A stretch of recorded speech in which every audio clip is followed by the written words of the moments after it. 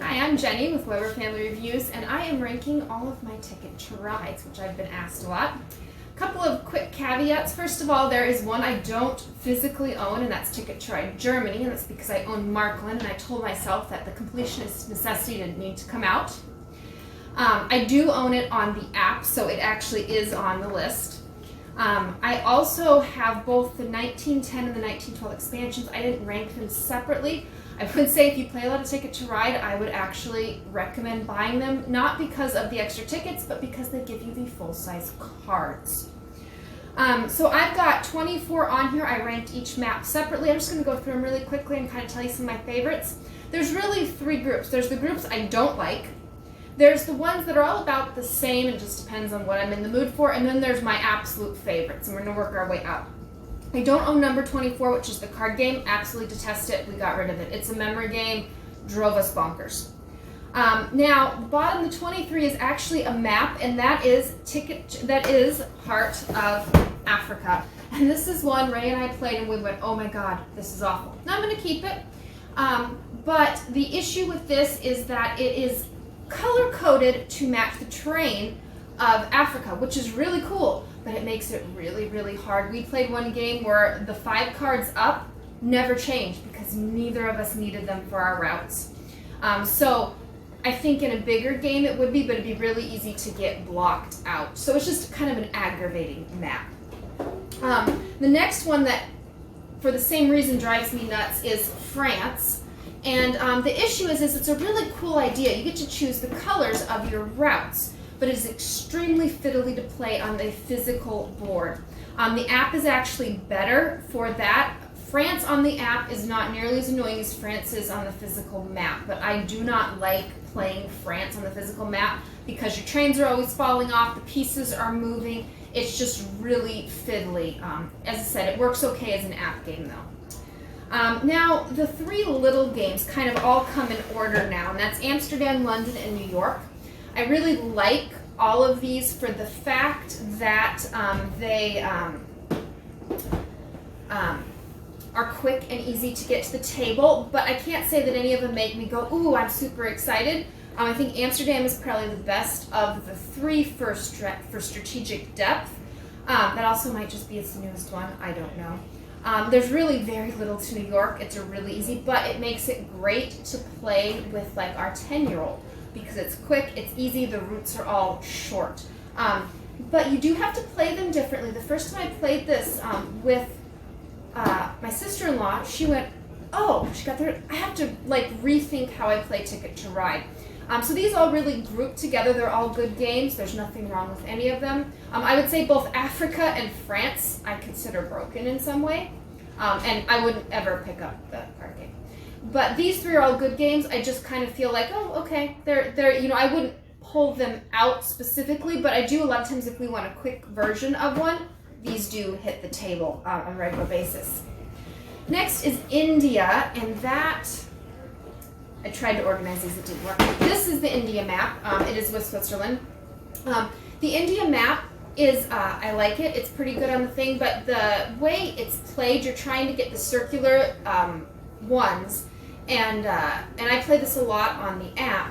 You're trying to get complete circular. I feel like a lot of times the completionist in me gets really annoyed because I can't finish completing them because I run out of either trains or time, and so I get kind of frustrated with that. But that's a me issue. But otherwise, the map itself is a good map, and it's a good 3-player. It's a good smaller map if you play in that 2 to 3 range a lot. Then regular Ticket to Ride, kind of the vanilla, right here. This is the vanilla. This is the U.S. map. This is a good one. It's a great starter map. It has a lot of longer routes. Sometimes you can really feel like you get stuck trying to find the certain cards. But it's a great map, and it's a good one to start with. Then I have, let's see here, Team Asia. So this is the Asia map is the thing, and you play in teams.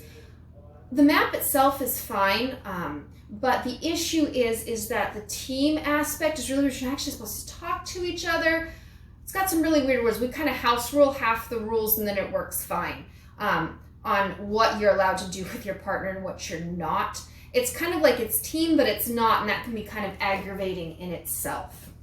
But the map itself is fine.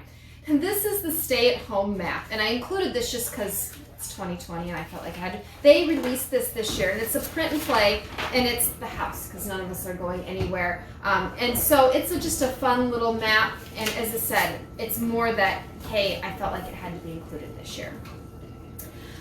Italy.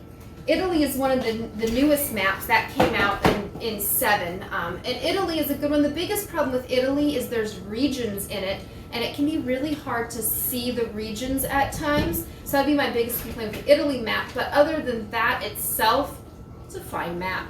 There's certain aspects that kind of really easy to see where you're going, but it's a good, it's a decent map.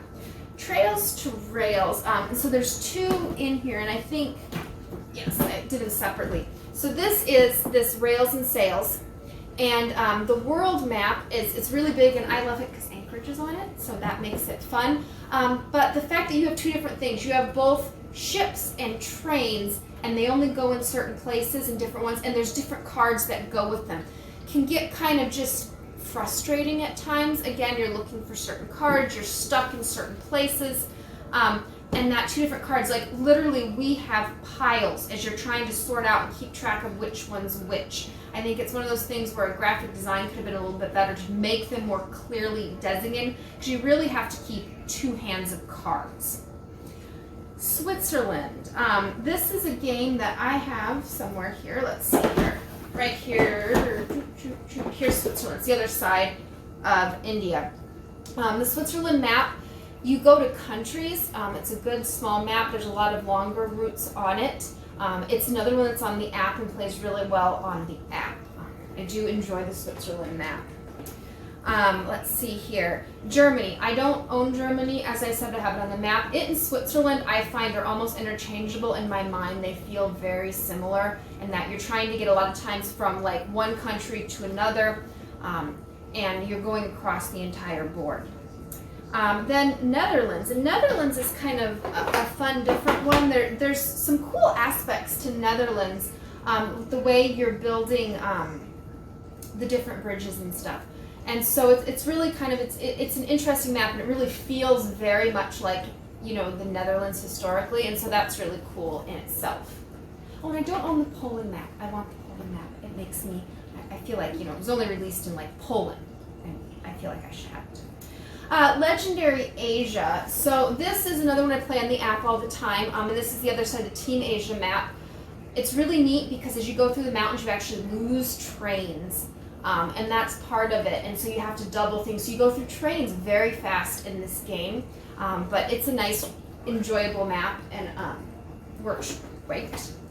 The other side of this is the Great Lakes, which we really enjoy, my husband being from Michigan. And again, the biggest problem just is those 2 piles of cards, and that you feel like you're always like, do I have this many trains, and what do I have here? And that just gets very frustrating when you're trying to build. This one has ports you're trying to build. And when you're building the ports, you have to have 2 of each. And seriously, just like piles of cards. And you're trying to draw off the different ones. And so I think they tried to add that layer. And while it's cool, I think it's also a hindrance to the game itself. So, you know, it's kind of something to consider. Nordic countries. This is meant for 2 to 3 players. And since we play most games 2 players, that's really nice. The hardest part about this is there are wild cards, but they only work for certain things. You have to have the colors. And my husband once declared, if I don't get a black card for the end of this game, I'm never playing again. And that sometimes very much can be what this feels like at times. And there's this one really long route that really is worth so many points. You can almost guarantee your win by getting that. Like, that's usually the last thing I do, is just try to get all the points to get that to get that route. The name is escaping me. I know it, but anyways. Then Marklin. And Marklin, and this is why I don't own Germany, because we found Marklin in Soldotna at the game store for MSRP. Ooh, exciting. Anyways, Marklin, you're actually got passengers. You're trying to build that perfect like run to get the most points. And it's a really fun, different one. It is the map of Germany. and you're trying to get that perfect run. And it adds that nice little pick up and deliver aspect, and you really got to maximize when you do this passage. Because you only got 3, and they only can each go off once, and so it's all about that maximization. When do I make that run? How do I get the most points? But then I don't want anyone to beat me, because then they're lesser if I'm the second one going through that city. So really fun, and that really adds to it. Now we're getting to the Europe is the next one. I like the addition. I think Europe is a harder map for the starters. There's Europe and the US. I think Europe is a more in-depth map. There's more to it because you end up with the tunnels and the ferries. No, tunnels aren't in this one, it's just ferries. Tunnels is Nordic. It just feels like there's more to it, and I really like how you can stop yourself from getting cut out, because you can pay for to put in a marker in a city, and it allows you to use one route going out of that city, and you can finish your routes even if someone cuts you off. And again, the completionist in me, I feel like even if I win, if I didn't complete all my routes, I lost in my head, because I play a lot on the app, so I'm playing usually really against myself, and I get really mad. I beat the computer, which I'm glad for, because you gotta beat the computer, but I didn't complete all my routes, and I feel like I didn't really win. So that's my own issues. But anyways, Europe. Now these top 4, these are my best 4. These are what I consider the best maps, are the 4 here at the top. They really go in any order, it depends on what day of the week I'm playing. The UK map. So this is the United Kingdom map, and I really like the United Kingdom map. There's these technology ones, and you get to buy these different technologies, and it's just, I love the different technologies and different pieces. It can be a little frustrating when you start, because you have to pretty much buy rights to go anywhere other than base Britain. So if you want to go to Ireland, if you want to go to Scotland, if you even want to go to Wales, you have to have the concession for that. And so at the beginning, it's almost like you have to start out by buying those. But I like, as you go on, you have choices. I can build all shorter routes and I don't have to build this technology and find a different route. So really enjoy that. There is, again, one route on here, the New York route, that really, if you can get it, it's 40 points. You can kind of almost ensure your point. I enjoy getting that route, but at the same time, I think that was kind of a oversight. I think you can beat someone who got it if that's all they did, but if they played a good game and then got that easily can be the tipping point. But as I said, really enjoy it. I love the technologies in this game. Then Pennsylvania, the other side of this map, is all about buying the stocks in the different companies as you're building it. First of all, I love that it's Pennsylvania. We lived in Ohio for years. My grandfather's family's from Pennsylvania, so I love that historical nature of it. But I also just love the aspect of the stocks and how many points that gets, and you're pulling the different ones. I really enjoy that piece as well. I play this on the app all the time because it works really well with the things, so they don't have to have the cards out and everything. Then probably my 2 next ones is Japan is next. And Japan is really fun because you build the bullet train. And here's the thing about the bullet train. Once you build it, you don't own it. Anyone can use it to finish their routes.